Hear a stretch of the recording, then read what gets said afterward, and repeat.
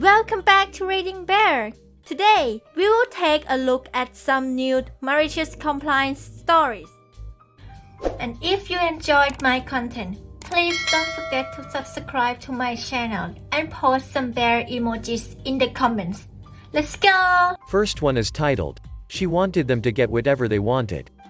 This happened to me about 2 years ago, but a former coworker just reminded me about it and I'm pretty sure it counts as MC.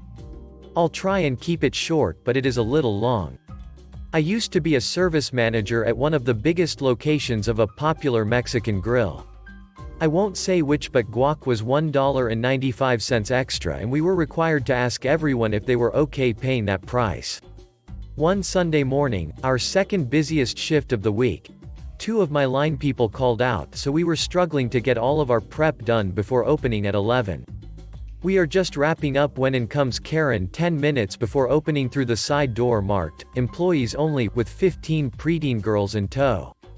My cook recognizes her as she regularly comes in during the dinner shift and is extremely cruel to all the Latino workers. Karen tells me they can order whatever they want, throws her credit card at me and goes to sit down at a table and diddle on her phone. Now I can't ring up her order without her standing there because of the company rules, and I am 30 weeks pregnant and just want to take my break. I prego waddled over to Karen's table to try and inform her of that when she literally flicks her hand at me to dismiss me. Not only have I been at the store since 7 and done 2 different people's jobs on top of my own, I have my son's head grinding against my pelvic bones and kicking me. I am in no mood. When I try to tell her again, she looks at me with what I can only describe as seething contempt and says, "What part of they can get whatever they want did you not understand? I don't care what you charge me as long as I get a receipt. Don't interrupt me again or I'll get your fat butt fired." Now I never cry, but that almost got me. Motherhood is awesome, but pregnancy sucks. I finally managed to pick my jaw off the ground and stammer, "All right, ma'am, I'll ring up whatever they want and bring you a receipt." The girls were really nice and most of them ordered double meat and they all got a bottled water and chips and guac. Every last one. My cashier and I are just vibrating with glee as we ring them up and watch the bill climb to like $250. I brought the bill to Karen and was pretty excited when she didn't immediately check it. I made my own food and told the cook to come get me when the show starts. I'm halfway done eating when I see him waving to the camera, howling with laughter, so I head up. Karen is foaming at the mouth screaming for the manager, and when she sees that that manager is me, she literally grinds her teeth and slaps her receipt on the table. She manages to choke out the word, "refund." The girls have all pretty much finished their food, so I inform her that I won't be doing that because I would lose my job for giving away that much critical inventory, meat, guac, cheese, for free. Then I gently remind her that she told me twice that they could get anything as long as she got a receipt. She just keeps demanding a refund and calling me stupid and fat, again, pregnant. At this point, her screaming is holding up the very long line and customers are shouting at her to just leave. That's when she pushed me. Ducking hard. My cashier caught me so I didn't fall down, but 2 of our regulars, who are police, see it and immediately cuff her. In this state, any use of physical force against a pregnant woman is classified as aggravated battery or something like that. I felt bad for the kids and I was fine, so I kept telling them I didn't want to press charges, but they said that at that point it didn't matter because the woman had done it in front of on-duty officers, so she getting detained. They had to call the kids' parents to come get them because she was their church's youth leader and get statements. My GM came in and let me go home with a full day's pay. She tried to take the case to trial, but they had video and like 20 witness statements, so she ended up taking a couple years probation or something. All because I did exactly what she told me to. Next one is titled, "Needs to get a recommendation from the local chapter president." My brother has struggled with a drug dependence for most of his life. About 5 years ago, it tore his family apart. His wife filed for divorce, and was awarded full custody of their son. This is all right and proper, as brother was in no condition to be a father at this time.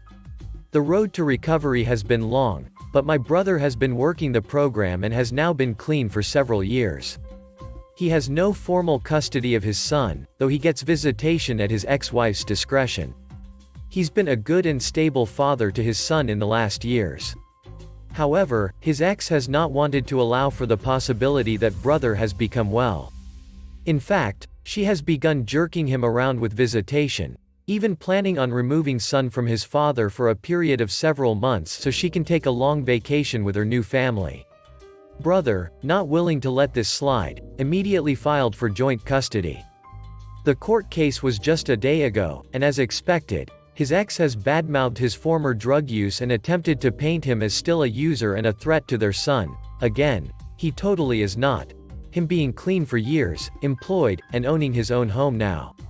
The ex was so self-deluded and confident that he had backslid, that she loudly demanded, in front of the judge, that my brother provide a letter from the local president of drug counseling program, stating that he has attended every meeting for the last several years. My brother smiled at the judge, and said, "Not only is that not a problem, Your Honor, but I can provide that document today." The judge asked how this is possible. Did brother already think to bring it with him? "No, Your Honor, but, you see, I am the president of our local chapter." I wish I could see the look on that hateful witch's face. It's not official yet, but yeah, he's totally getting joint custody. Next one is titled, "Fine, I'll come in at 11 a.m. on a Saturday even though I work nights, didn't get off until 2 a.m. last night, and have an hour drive each way. My boss currently has me scheduled for 12 hours a day, 6 days a week. I don't mind, I want the overtime." Well, a couple days ago, said boss had a meeting with us night crew guys, saying that on Saturdays instead of 3 p.m., we would start at 11 a.m. He wouldn't take no for an answer. So what the duck do I find when I walk into work today bright and early? That idiot left early, before I even got in. That means I don't even have a lineup of what I need to do today. I came in for nothing. So screw it. I'm currently sitting at my work area, staring right up into a camera as I write this. I will do this for the next 10 hours. Getting paid double time. Maybe he'll get the message come Monday when finds nothing done. Next one is titled, "License email mailboxes of all former employees?" I don't recommend it, but okay. Edit for name clarity. Bad it director equals it director, dental commander, it commando, computer commander, IT. Joe, it boy, hacker god, hacker dude, and it Bob. These were all real nicknames we gave to that guy as we dealt with his antics. Sorry if confusing, but personally my favorite part of dealing with him. Everyone else, as named. A few years ago at my previous job, I was a senior technician at a managed service provider of IT services. We were a small company and were often, yes men, to just about anybody who would offer us money in exchange to their requests. The owner of our company would not push back against those that made crazy demands, overly cheap or even overly disrespectful clients. This led to us oftentimes doing tasks out of our normal scope, at cost and a lot of times being cussed for no good reason. Our primary services included on-site service and support and cloud hosting of in-house and third-party solutions. One of which was Microsoft 365, Microsoft 345, which obviously is very commonly used for email services.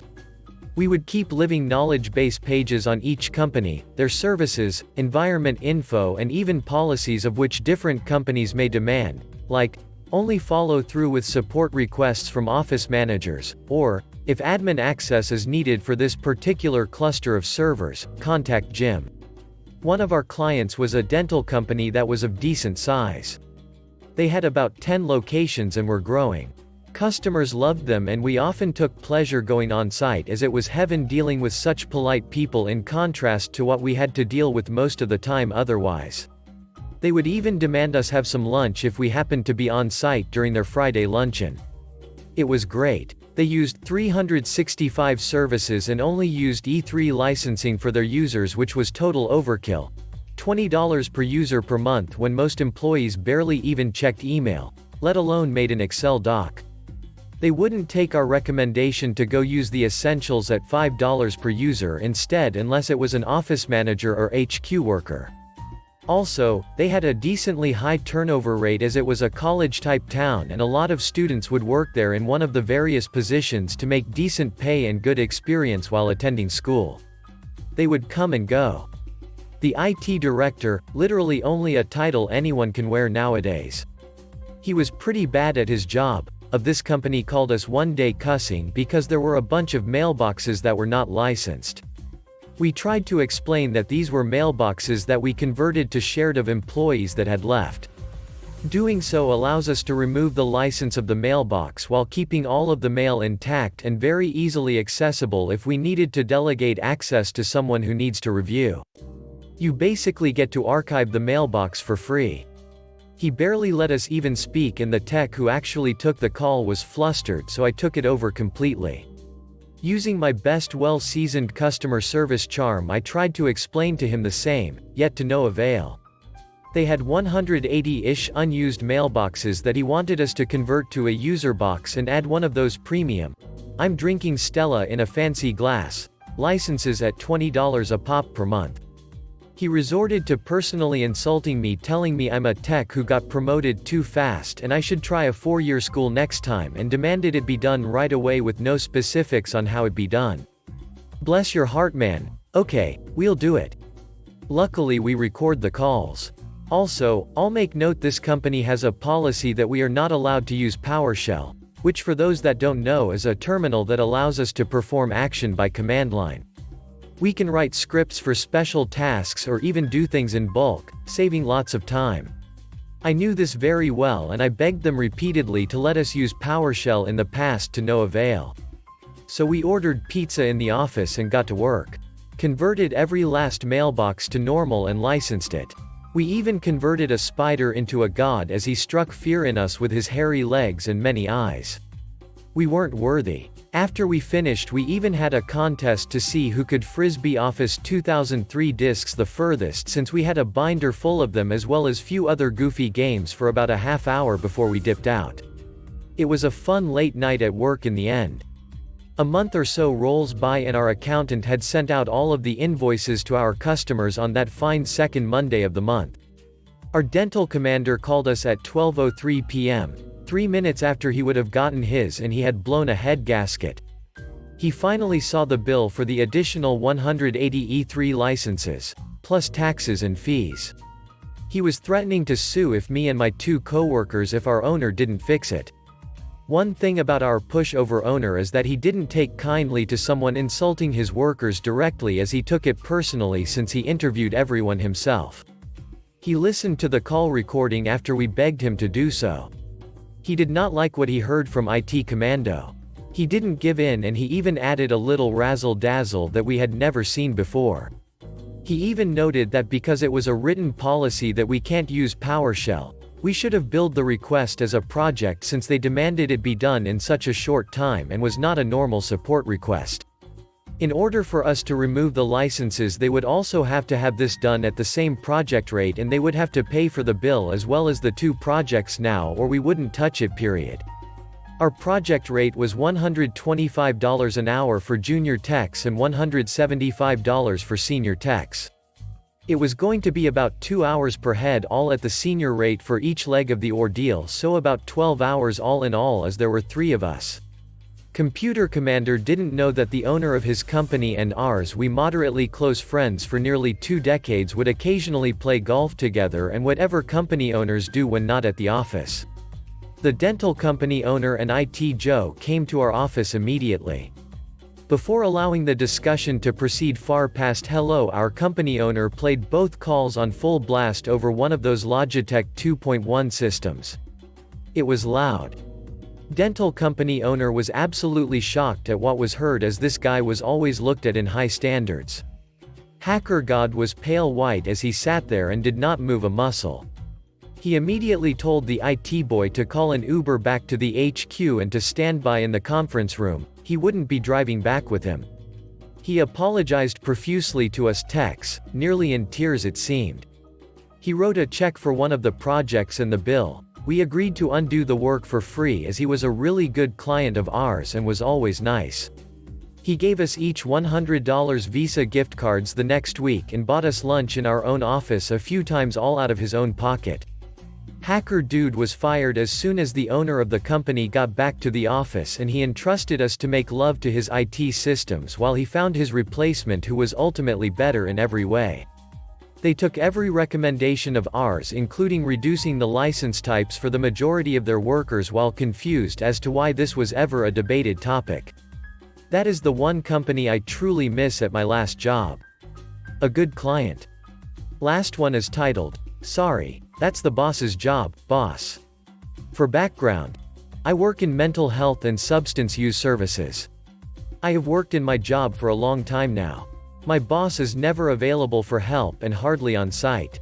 Recently she has got a new manager who is not impressed with her work ethic, but then lockdown happened and he had to shield her. She has gone straight back to her old ways.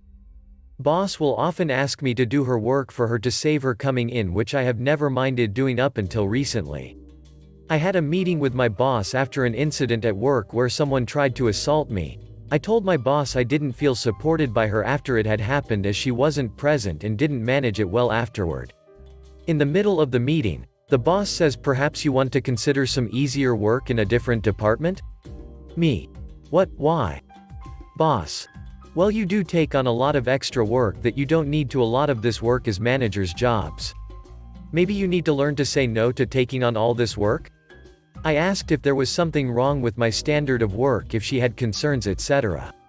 And she says, no. 3 months down the line 4 of the team leave and they get new people in. Boss. Oh, can you induct new starters on their first day? Me. Sorry boss, that's a manager's job. Boss. Can you complete the fire risk assessment? Me. Sorry boss, that's a manager's job.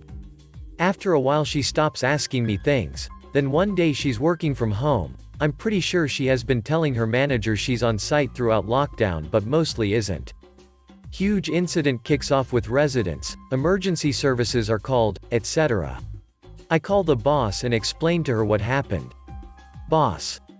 Can you please do follow up with commissioning body, staff, and residents involved and write the report, send it all directly to me please? Me. Sorry boss, you will need to come in to manage this. I'm not a manager, that's not my job. Boss. Just this once please? I refused to manage the incident. Turned out she was visiting a friend who lived at the coast whilst she was meant to be on site. Someone accidentally let slip to her manager when he called in the incident, and there was no one to manage. He asked me to deal with the incident.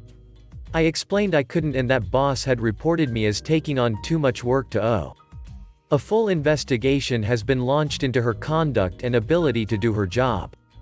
The manager now talks to me directly and supervises me. He is helping me apply for a promotion. Boss is on leave, pending investigation. Thanks for listening.